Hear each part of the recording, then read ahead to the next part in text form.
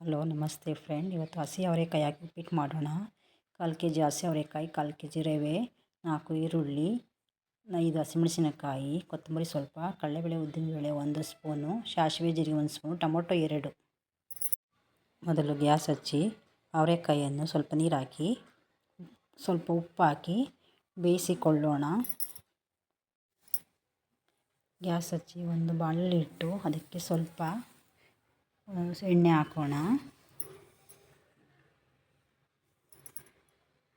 ರವೆ ಹಾಕಿ ಹೊಂಬಣ್ಣ ಬರೋವರೆಗೂ ಹುರಿದುಕೊಳ್ಳೋಣ.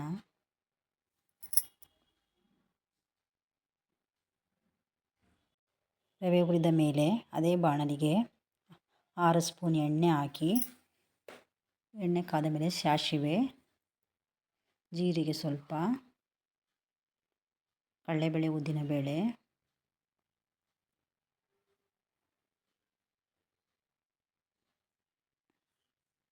ಹಸಿಮೆಣಸಿನಕಾಯಿ, ಈರುಳ್ಳಿ,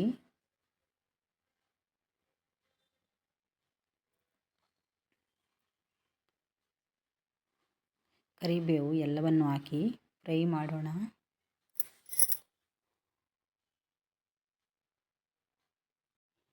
ಈರುಳ್ಳಿ ಫ್ರೈ ಆಗಿದೆ. ಇದಕ್ಕೆ ಬೇಯಿಸಿಟ್ಟುಕೊಂಡಿರುವ ಅವರೆಕಾಯನ್ನು ಹಾಕೋಣ. ಇದನ್ನು ಸ್ವಲ್ಪ ಫ್ರೈ ಮಾಡಿಕೊಳ್ಳೋಣ.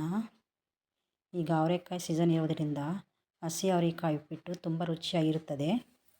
ಇದಕ್ಕೀಗ ಟೊಮೊಟೊವನ್ನು ಹಾಕೋಣ.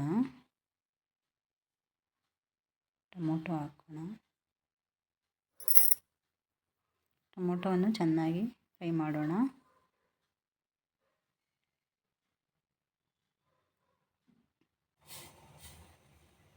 ಈರುಳ್ಳಿ, ಟೊಮೊಟೊ, ಅವರೆಕಾಯಿ ಎಲ್ಲ ಚೆನ್ನಾಗಿ ಫ್ರೈ ಆಗಿದೆ. ಇದಕ್ಕೆ 1 ಬೌಲ್ ರವೆಗೆ 2 ಬೌಲ್ ನೀರನ್ನು ಹಾಕೋಣ.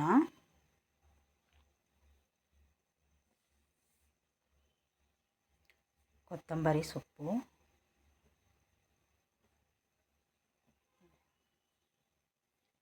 ಚೆನ್ನಾಗಿ ಮಿಕ್ಸ್ ಮಾಡಿ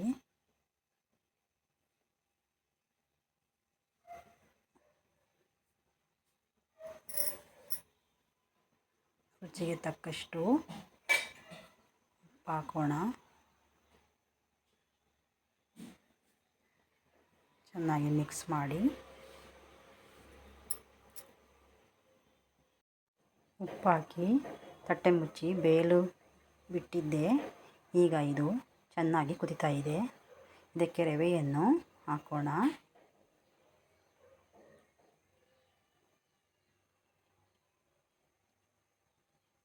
ರವೆ ಎಲ್ಲವನ್ನು ಚೆನ್ನಾಗಿ ಕೈ ಆಡುತ್ತಾ ಎಲ್ಲವನ್ನು ಮಿಕ್ಸ್ ಮಾಡೋಣ.